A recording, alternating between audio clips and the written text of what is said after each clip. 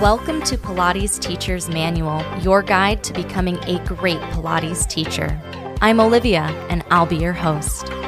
Join the conversation and the Pilates community on Instagram at Pilates Teacher's Manual, and visit buymeacoffee.com/Olivia Podcasts to support the show.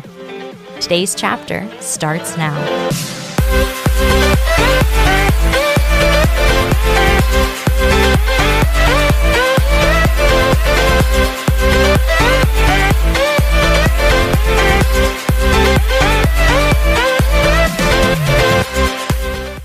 Hello, everybody. Welcome back to the podcast. Today, we're going to be talking about something that fits into kind of a larger conversation, and I might lay down some threads in this episode that I will pick up in a subsequent episode because it is a big topic. It's about fear-based language that we might use as Pilates teachers. It's about the language in general that we use when we teach Pilates. It's about the effects what we say and how we say things really impact our clients and can shape our clients' experience.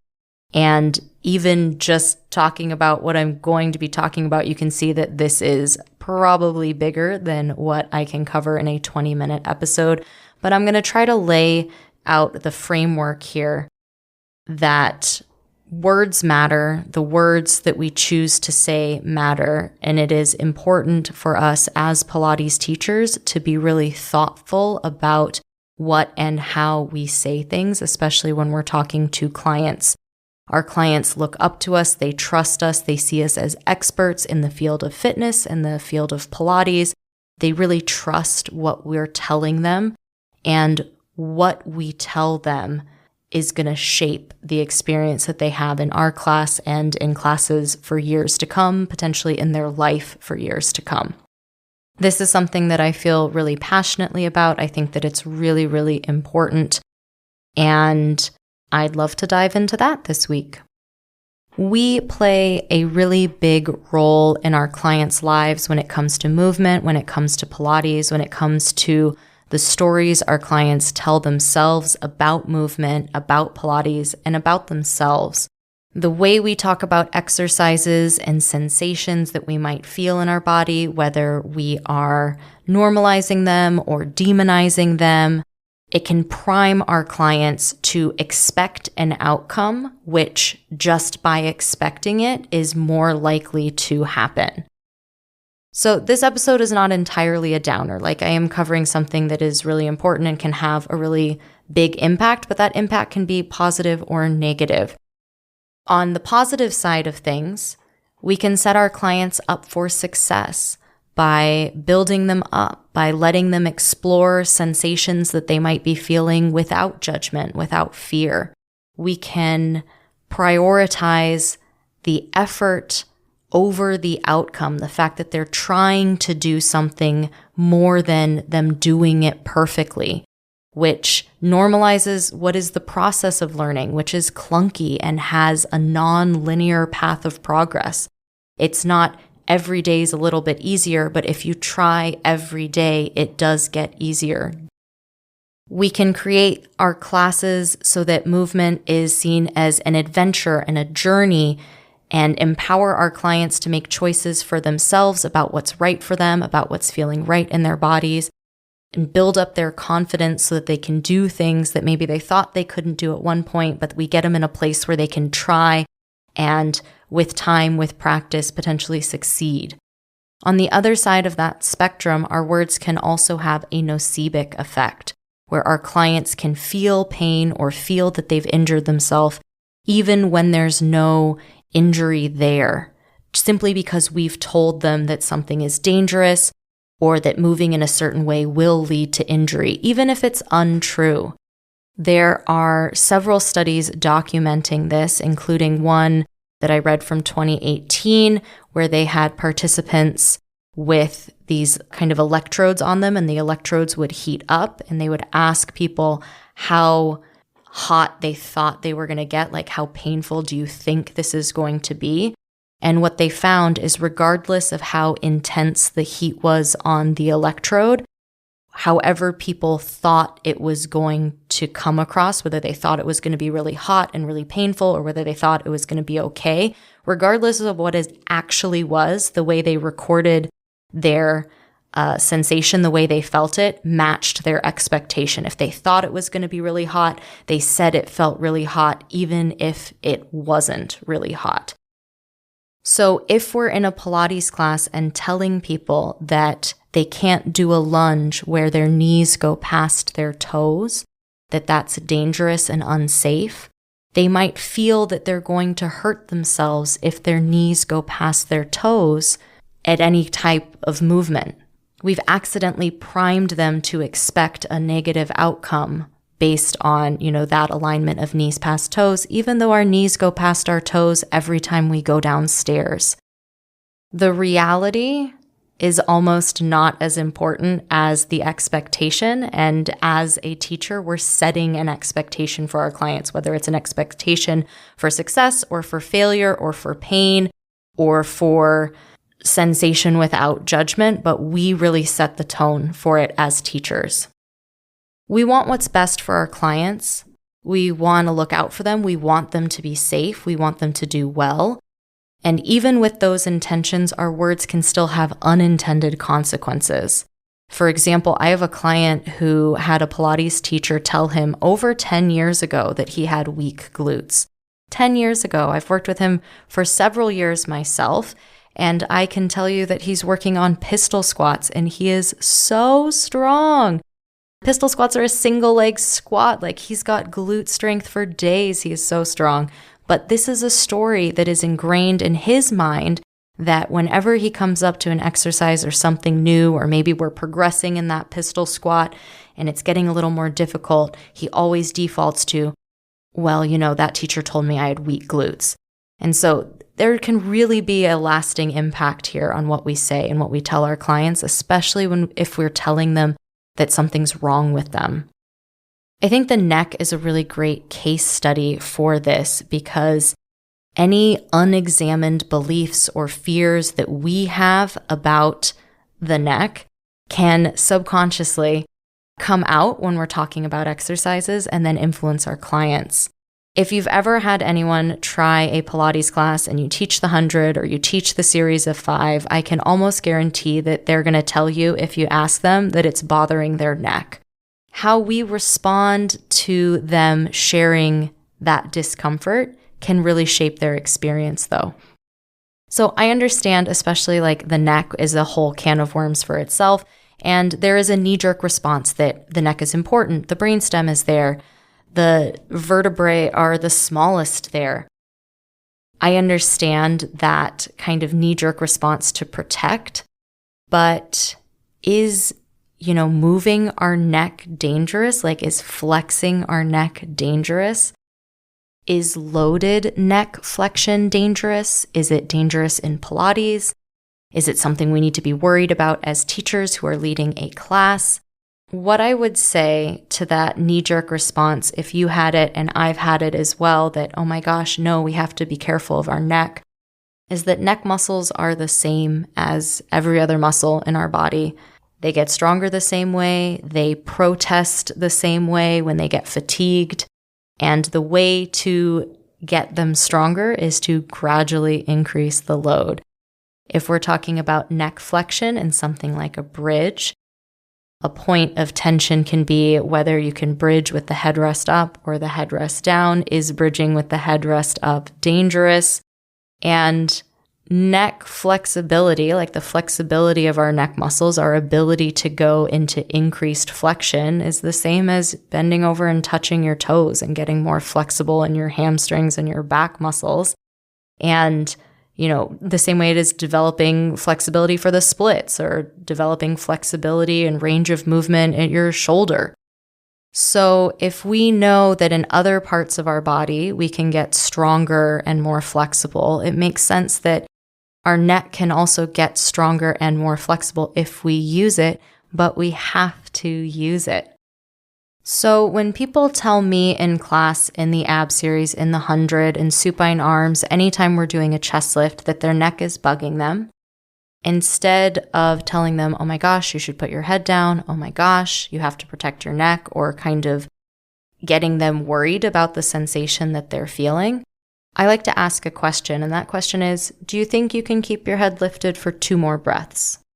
And that weeds out pretty quickly whether the discomfort they're experiencing is fairly low-grade discomfort or whether it is intolerable, get me out of here, sharp shooting pain, right? If you say, there's no way I can keep my head up for another 2 breaths, that's totally fine. You can put your head down.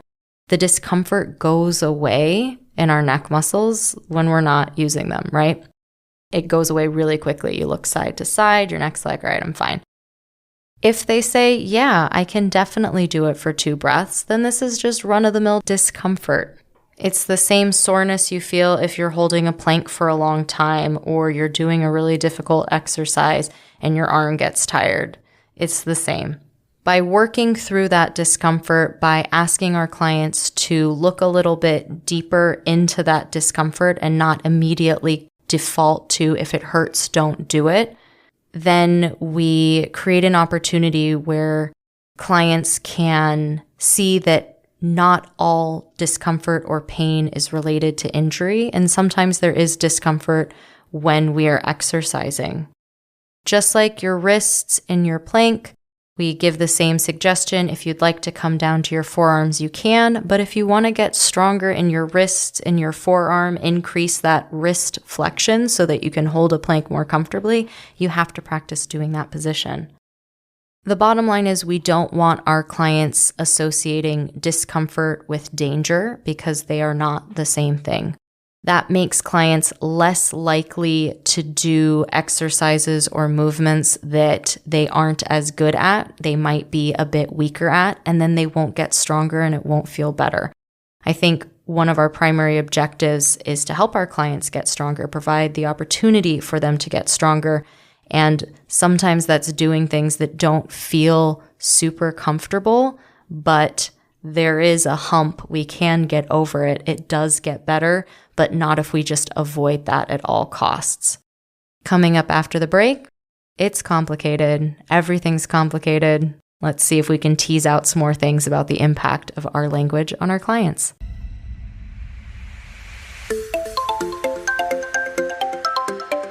Hi there. I hope you're enjoying today's chapter so far. There's great stuff coming up after the break too. Be sure to subscribe wherever you're listening and visit buymeacoffee.com/Olivia Podcasts to support the show. There you can make a one-time donation or become a member for as little as $5 a month. Membership comes with some awesome perks, including a shout out in the next episode, a monthly newsletter, a monthly Zoom call with me, and more. You can also visit links.oliviabioni.com/affiliates to check out some sweet deals on products I use and love. Now back to the show.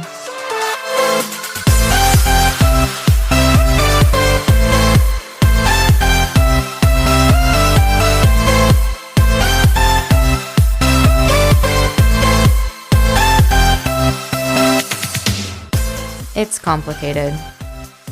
Sometimes we say things that we don't mean or we don't totally understand as teachers, especially when we're just getting started. A lot of our cues are inherited from the teachers that we've learned from, the teachers whose classes we've taken, the trainers who trained us in our training program. And when we're first learning to teach especially, we accept a lot of the information that's given to us. We trust the people who are telling us things, and we can regurgitate what was told to us. But I think part of being a teacher, part of doing continuing education, continuing to learn and grow, is realizing that some of what we're taught by people who've done their teacher trainings years ago, potentially decades ago, that if we aren't updating our understanding of the world as the world itself and our understanding of it changes, we can be telling people out-of-date information, feeding out-of-date fears, and not providing the most current information to our clients. When we know better, we can do better. And if some of the cues that we've learned are more fear-focused, a lot of don't do this, you can't do this, it's very bad if you do so-and-so, that's language that we can start to move away from now because we know that we can. We know that there's other options, there's other ways to do things. So I mentioned bridging in the first part, specifically bridging with the head rest up. And let's look at bridging. Let's look at bridging and some worries, concerns we might have around bridging and how those might come across to our clients. So bridging is a super common exercise. It happens in nearly every Pilates class at least once. And I just want to throw out here that when we do a bridge, our neck is already flexed. It's in flexion. Our head and shoulders are on the ground and our hips are lifted up. So while it's a hip extension exercise, it can even be a lumbar or thoracic spine extension exercise if you get your hips high enough, if you're not in a diagonal line, but you're really in an arch. But it is a neck flexion exercise. There's not a ton of load in our neck when we're doing a bridge. It's predominantly in our shoulders, our arms, and our feet. But our neck is already flexed. So if we're worried about neck flexion, we're already practicing neck flexion in a bridge, which is awesome. Even if you lift your arms to the ceiling, which is a very common progression in a bridge, you're increasing the load in your shoulders, but your neck is largely load-free. So on the reformer, which is the only time you can lift a headrest unless you have fancy headrest mats, but on the reformer, some people like to have their headrest up, which is putting their neck into more flexion while they're doing all of their supine exercises, whether it's footwork, whether it's supine arms or feet in straps. If their headrest is up, they're already in a bit of neck flexion, which some people find comfortable and is totally fine. When you do a bridge and your headrest is up, your neck is more flexed than it would be if your head was flat, your headrest was flat. But it's degrees of flexion. It's more flexed. But is it more flexed than other Pilates exercises that we find ourselves in, like our jackknife or our corkscrew or control balance or open leg rocker or seal and crab or boomerang? Like, there's a lot of spinal flexion in Pilates, and our neck is part of our spine. Great news is that our spine is super duper strong and our neck is super duper strong. In exercises like short spine massage or long spine massage, where we've got our feet in straps, we're going overhead. In overhead, and coincidentally, you're also going into that kind of jackknife shape in which your spine is more flexed at your neck, right? Because you're doing like a shoulder stand shape. And that's to say that in other forms of movement, in yoga, in breakdancing, in wrestling, like we put load in our neck and our body responds to the load that we put on it. So when we practice something by degrees, gradually, we can get better at it. I have clients who, even when I have offered the suggestion of lowering their headrest, they prefer to have their headrest up. They like the stretch or they like the way it feels. And I don't think it's my place as a teacher to make them feel afraid of something that feels fine in their body. Our neck is strong. It can support our body weight. And in a bridge, it doesn't even have that much body weight on it. So when we are at a studio, some studios have their own rules, their own policies, and they say you have to cue to lower the headrest when you bridge. If you're working at that studio, you are required to follow their protocols and their rules, but you can do that and also recognize that you don't need to create more fear around it, even if that policy may not be in line with what we know about the body, how it works, how things go. Even if I'm at a studio and I'm cueing to put the headrest down, I'll ask people to put the headrest down, but I won't panic or rush over to people and say, oh my gosh, you have to put your headrest down. Like asking them to please lower their headrest is very different than saying, oh my goodness, you have to lower your headrest or you're going to hurt your neck, right? Then we're definitely priming people to feel a sad feeling, which we don't need to do. This nocebic effect of having pain without a reason other than you think that you have pain has been studied a lot in terms of low back pain. And when people go into a doctor and they get a scan of their back and the doctor says, oh, you've got this disc degeneration, this disc desiccation, this disc herniation, disc bulge, collapsed disc, any of these really scary words that a doctor is telling you is what's happening in your back, even though it is totally normal to have wear and tear in your back, to have a disc bulge, and that people who don't have back pain, depending on their age, it is very likely that they'll have a disc bulge, at least one disc bulge in their spine. And it's kind of like wrinkles on the inside.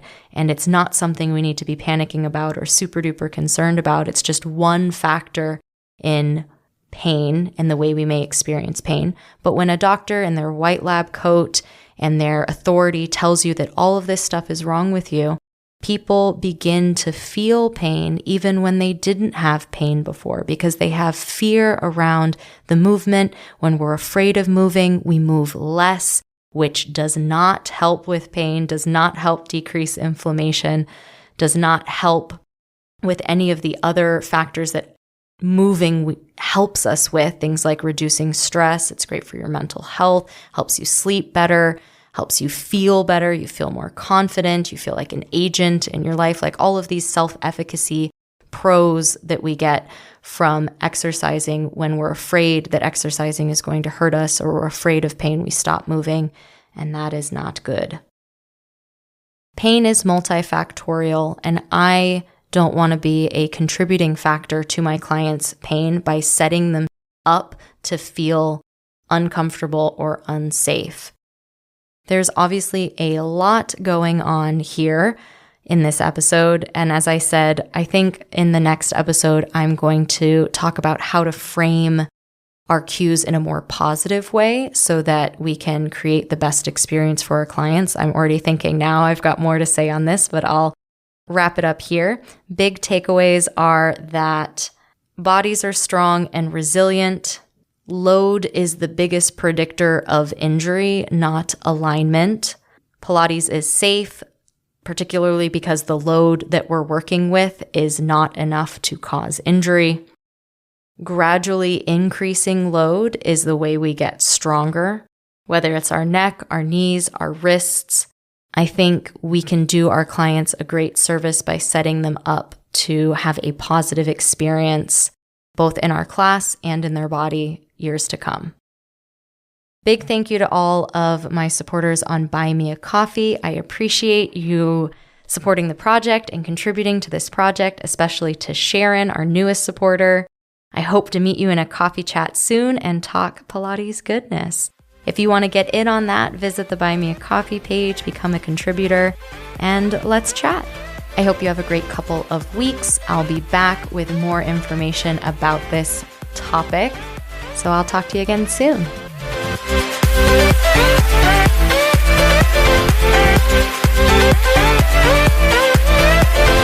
Thanks for listening to this week's chapter of Pilates Teacher's Manual, your guide to becoming a great Pilates teacher.